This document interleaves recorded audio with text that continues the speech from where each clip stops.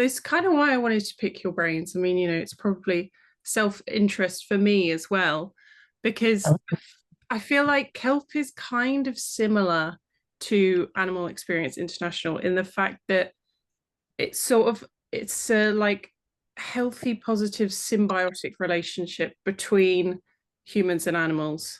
So you're matching the two, but in the right way with the right information.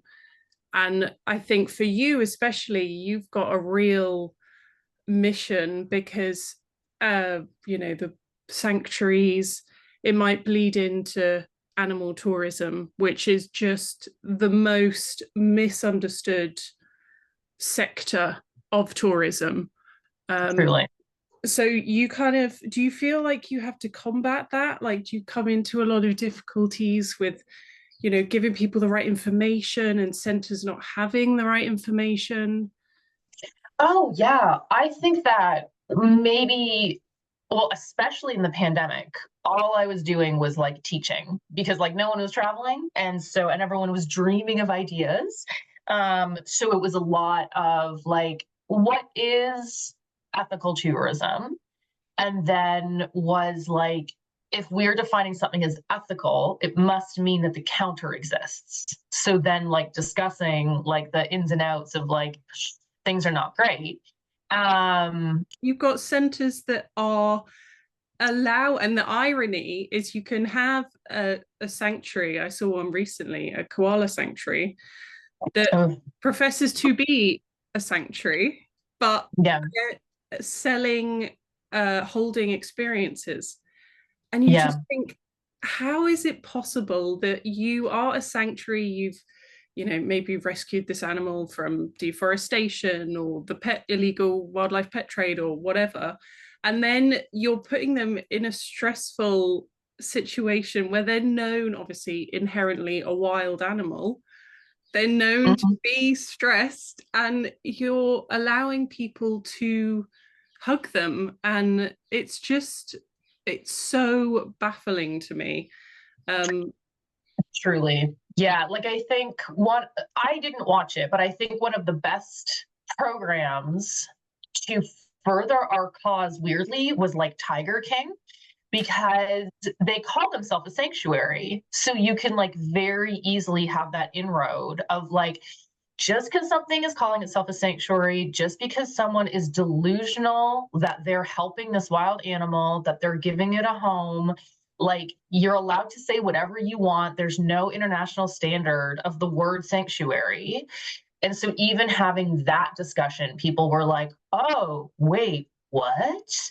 Um, and so, I think that, like weird, but like so weirdly helpful because then you can like then talk about yeah like these koala examples and like sanctuaries or even like it's like a slippery slope, right? Because then you're like, let's talk about aquariums and how damaging they are, but then let's talk about zoos and like there's yeah, I think like me personally, I don't know if I would say like I'm an abolitionist for surezies, but I'm like pretty close. And so like not wanting to burn all the bridges of people that mm, do conservation work with zoos, but also being like, we can probably have a better way, lads. Like, what are we doing?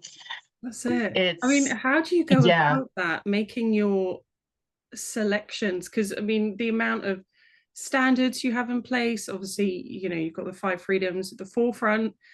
How do you struggle with that? Like, you've got some centers that sort of have it ish right, and you're kind of like, oh God, but you're also letting them hold animals and So when we started in 2011, I believe I forgot that. I say that all the time.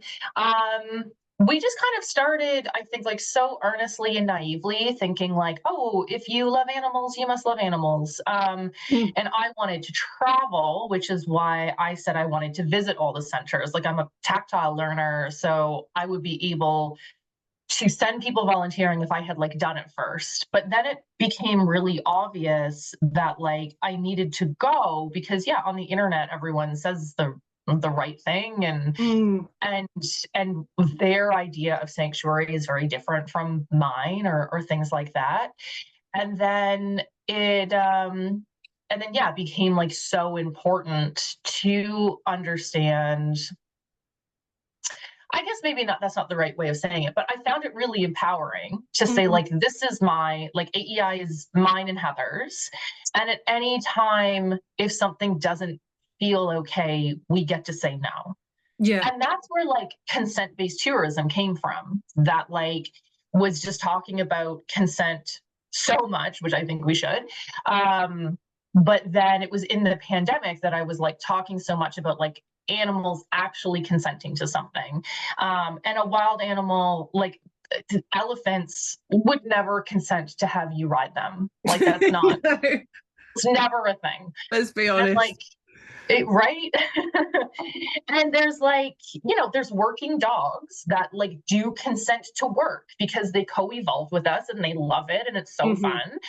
And like it's an apples and oranges situation because people don't know that elephants were never domesticated. And so in that view of consent, it was also looking at like, what would I consent to? Like, what is a full body yes to a program? Right.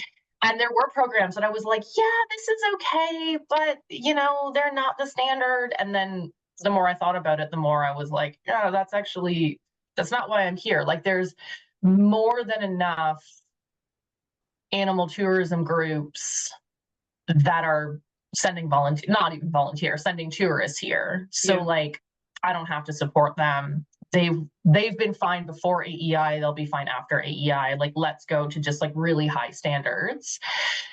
And then like throughout our time, the standards have also gotten way better. Like when we first started with our elephant partnership in Thailand, swimming with elephants was still seen as like not really too bad because you're just like swimming next to them and it's fine. And like, because unfortunately all the elephants had been broken before, their Mm. cortisol isn't isn't really high when they're around people. And so Wow. they're not domesticated. They are kind of feral, but having them around, it seemed at the time that they didn't really care. And then there was like sort of more studies that happened and they're like, yeah, they don't care, but also like they get really itchy. It's like people are disgusting. Mhm. So we actually probably shouldn't swim with them because we give them dermatitis. And then so that's on us. Um, and then the center was working more like one-on-one with the personalities of each elephant and saying like there are some elephants that like come right up to people, and certain people, not everyone, they come to us and they want to engage and they are interested and curious, and there's others that are like, absolutely not, get away from me, like Interesting. don't coerce me or bribe me or anything, I just want to be an elephant, I want to be left alone. And so that was really, that's so interesting at the center to like in the idea, obviously, that these animals are like sentient and they all have Mhm. their own personalities. There are some elephants like horses that like through a kind of horrific process of breaking did, if it's Stockholm syndrome or whatever it is, like Mhm. do look for people and are interested in them. So honoring that personality of the elephant is also like important. That's it. I I don't mean, know. people really underestimate animal sentience. Like, Yeah. even now, obviously, we're learning about crustaceans and fish. They can feel things, they have emotions.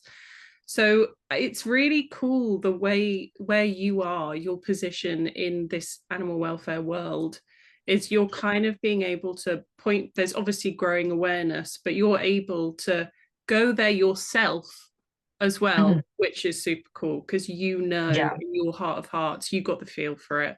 Even if Mhm. it's going to, I don't know, other side of the world from Canada, you'll do it because you know that you have agreed to it and then it fits your standards. How many centers are you working with? How many conservation efforts? I mean, the list is just amazing all over the world. Yeah, like we're in contact with about 25. And some of them we're not actively sending volunteers to for, for like instability in the region. Like Sierra Leone has an amazing dog program that I Oh, so deeply love and would love to send everyone there to work with. They do rescue and then like spay, neuter, things like that. And then they also work with these rescue dogs.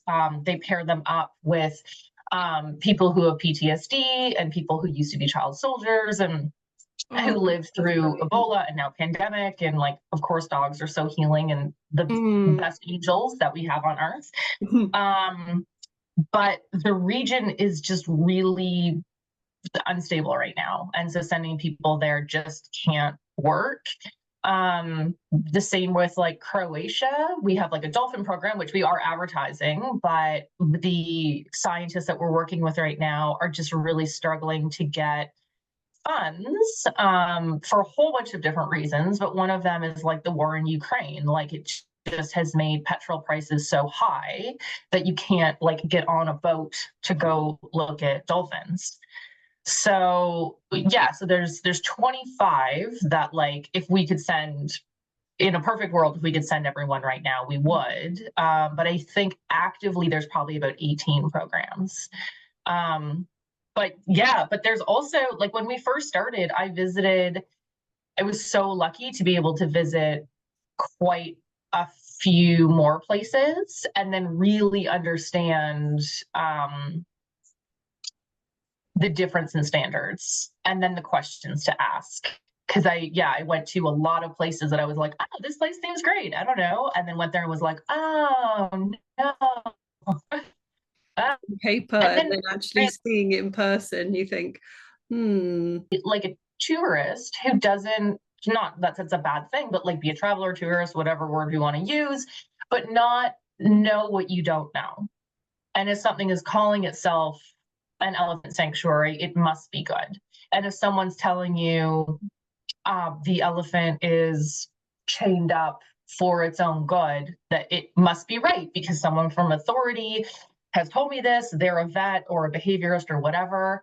And so yeah, like it's why I really try not to use like a shame lens or anything like that. Like we're all Yeah. new to this planet, we're all just figuring it out, and we don't know who's lying and who's actually believing the myth as well. Yeah, who to trust? I mean, I always say that when an animal becomes a commodity, when there's a price over their head, welfare goes Yeah. out the window. I mean, more often than not, obviously, you can have places that do have a profit based around an animal and their welfare may come first. But in examples we talk about, like, an elephant being chained up or an animal exhibiting a stress response, but still being put in that situation, it just Mm-hmm. changes everything. And, like you say, people in authority. I mean, I did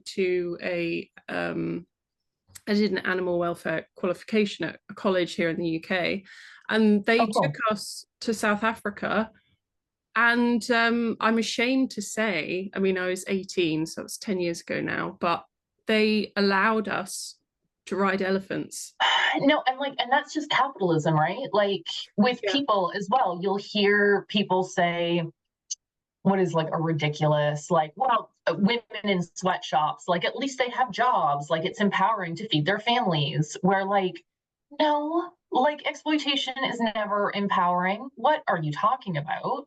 But there's like very real business classes that will just say like that the best thing we can do is like it is to feed or clothe or whatever North America and the West, the global North, is factory farms and sweatshops. And like how disappointing, Hmm. to Yeah. say the least. Um, but yeah, I'm not surprised. Even 10 years ago, we were saying like, oh, riding elephants is fine. This tiger is fine. And I think that there was this idea that's very similar to the conservation model of zoos right now, that like if a person doesn't physically see an animal, they won't care about it, which is so bogus because all of us care about dinosaurs and none of us have ever seen one. That's true. That's true. So dumb. Yeah. I mean, it's tapping into the human psychology there, and talking about not putting on the shame lens. Again, I have to remind myself of people that might use an animal for profit. The countries that they come from, it's the lack of opportunity a lot of the time. So even if they did have the knowledge that maybe the animal wasn't 100% happy, it's a Mhm. great source of income for them. But I think it's about offering other opportunities. Like there are so Yeah. many charities that are providing income through the animal, but it's not exploiting the animal. It's Hmm. maybe I can't remember now. There was something about the deforestation. I know that you do work with the Orangutan Project, which is amazing. I love them. And they work with the women of the local tribes to participate in the conservation to stop deforestation, and they get paid for that. So it's like instead of capturing the orangutans, giving them to the pet trade, etc., they're actually paying them to contribute to the conservation of the orangutans. I think Hmm. it's things like that are going to stop the exploitation of animals, and animal tourism being as dark as it is and as misunderstood. Oh, absolutely. Right. Like when, like, was it WWF or was it Wild Aid? But like a few years ago, the marketing campaign of like when the buying stops, the killing will stop.